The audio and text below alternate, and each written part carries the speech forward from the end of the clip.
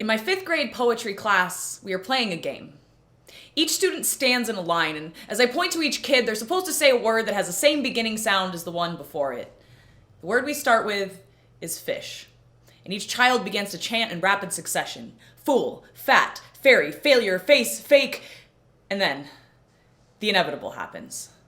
Releasing itself like a trail of smoke from a dying engine, a child says the word fuck.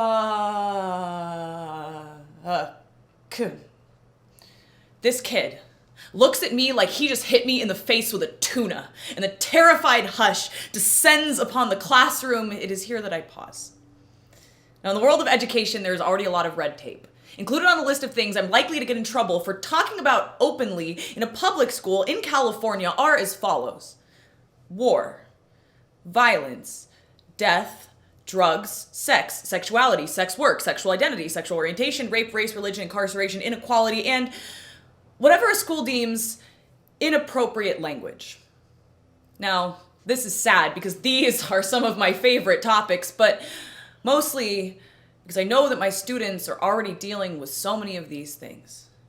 Anna describes her anxiety as a chair that is tipping but never falls. Andrew came out to his teacher this year. He deserves to know that a closet is so much more than a place to hang coats at recess. Kids compare sugar and iPhones to drugs, and what I can't tell them is that addiction is a science class some of us are still failing. They point fingers at each other like guns, but gun safety is still absent from our lesson plans. At what point are we allowed to give these kids the vocabulary to describe what they already know? What their educators have been trying to hide from them the truth.